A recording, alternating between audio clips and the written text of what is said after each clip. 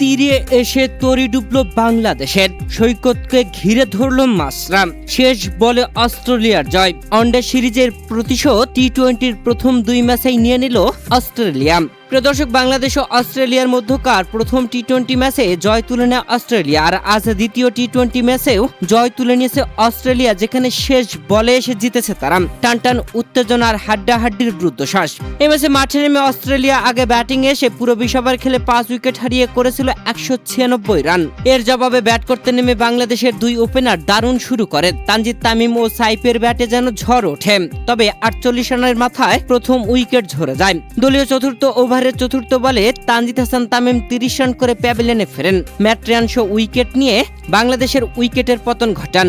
এরপর আসা সৌম্য সরকার টিকতে পারেননি, 15 রান করে প্যাভিলিয়নে ফেরেন। তবে সাইফ হাসান ও পারভেজ হোসেন ইমন দারুণ জুটি করে দলকে যেন জয়ের বন্দরে নিয়ে যাচ্ছিলেন। তবে পরপর আউটে যেন বাংলাদেশ খেয়ে হারিয়ে ফেলে নিজেদের, যেখানে পারভেজ হোসেন ইমন দলীয় 13তম ওভারের 5ম বলে আউট হয়েছেন। তখন বাংলাদেশের প্রয়োজন ছিল 45 বলে 67 রানের। জয়ের জন্য 67 রান যখন দরকার, তখন একটু মেরেই খেলছিলেন ইমন। তবে ক্যাচ উঠে যায়, ক্যাচ আউট হয়ে প্যাভিলিয়নে ফেরেন ইমন 36 রান করেই। বাংলাদেশের 44 বলে জয়ের জন্য প্রয়োজন 67 রান। তবে এরপরে যখন 40 বলে জয়ের জন্য প্রয়োজন 63 রান, ওই মুহূর্তে সাইফ হাসান আউট হয়ে প্যাভিলিয়নে ফেরেন নিজে 33 বলে 42 রান করে।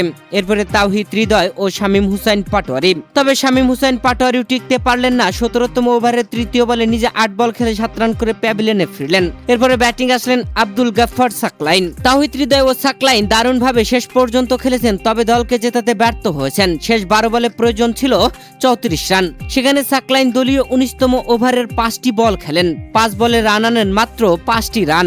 এরপরে বলে তাওহিদ হৃদয় ছক্কা হাঁকিয়ে দেন। বাংলাদেশের জয়ের জন্য শেষ ওভারে প্রয়োজন ছিল 22 রান। সেখানে প্রথম বলে ওয়াইড দেন আরন হার্ডি।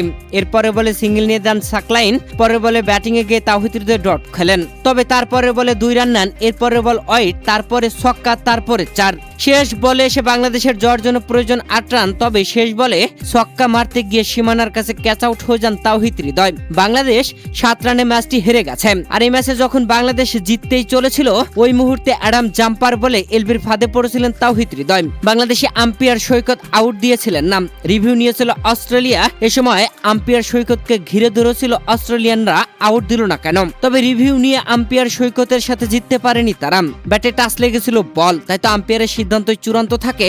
আম্পায়ার সৈকতের সিদ্ধান্তই ছিল সঠিক সিদ্ধান্ত। প্রিয় দর্শক, বাংলাদেশের বিপক্ষে ওয়ানডে সিরিজ হারলেও টি-20 সিরিজ জিতে নিল অস্ট্রেলিয়া। বাংলাদেশ যেমন ওয়ানডেতে টানা 2 ম্যাচ জিতে সিরিজ 1 ম্যাচ হাতে থাকতেই জিতে নিয়েছিল, তেমনি অস্ট্রেলিয়া বাংলাদেশের বিপক্ষে 1 ম্যাচ হাতে থাকতেই সিরিজ জিতে নিল।